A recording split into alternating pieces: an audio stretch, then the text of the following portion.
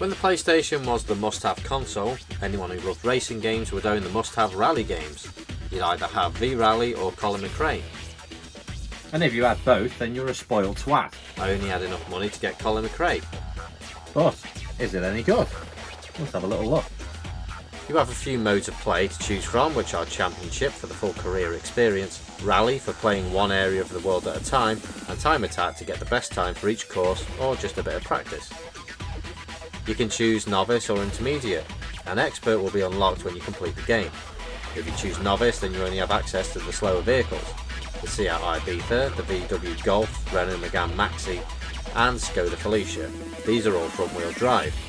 Intermediate level has the Subaru Impreza, the Mitsubishi Lancer Evo 4, the Ford Escort WRC and the Toyota Corolla WRC. Unlockable cars are the Lancia Delta Integrale, Ford Escort Mark II, Ford RS 2000, Audi Sport Quattro and Toyota Celica GT4. There are 8 countries to race in and each have 6 courses. They are New Zealand, Greece, Monaco, Australia, Sweden, Corsica and Indonesia, as well as the United Kingdom. Your display shows your rev counter and speed and a track progress bar. As you race through each course you'll pass checkpoints and these will flash up a time at the top of the screen. Your goal is to keep this green. If it goes red then you're not going to qualify at the pace you're going.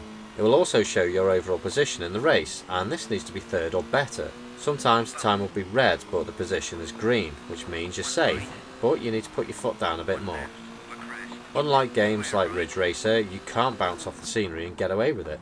Your car will take damage and throwing it round sharp bends at 100 mph plus isn't going to give you street cred. Your car will suffer from all bumps and crashes you have. There were times when I first played this and I smashed my suspension that hard it wouldn't do more than 10 mph, and you still have to finish the course with the damage, thus destroying your fast course time and your career. But if you listen to your co-pilot's instructions, then you know what's coming up ahead and have time to react to deal with it.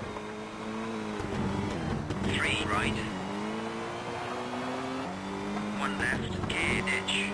Over crest, into 2 right. 1 left.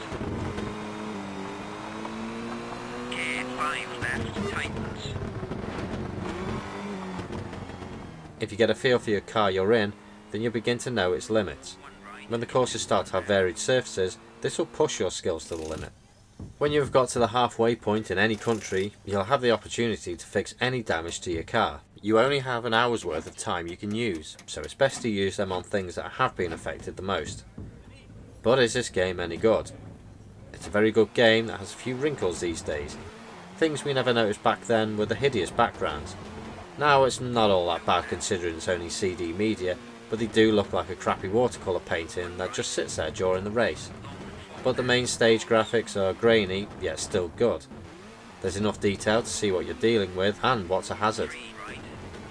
There were some odd places where the path ahead wasn't clear, and I didn't know if the road curved in one direction or went straight ahead, and this led to crashing into a fence.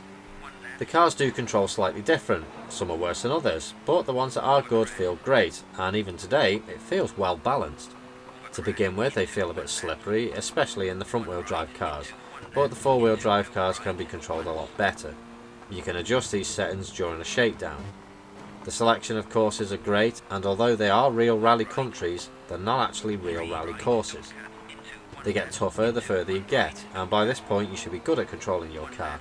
But with tough terrain like snow, this can send you into places that you don't want to be, and stages that have snow and loose gravel will really test your skills. But from past experience, it's not impossible. The sounds of the vehicles are good and you don't need anything else. Having music over the top would just ruin the rally experience. This isn't an arcade racer, so for those who want to go balls out with no consequences should look elsewhere. But for the competitive and the cautious, then this one may appeal to you.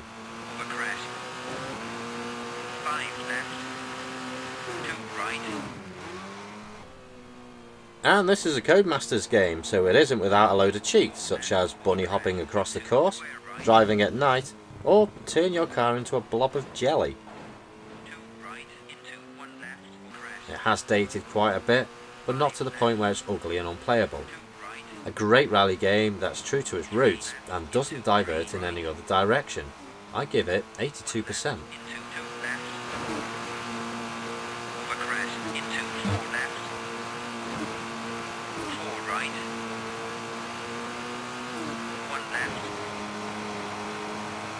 5 right into long, hairpin left.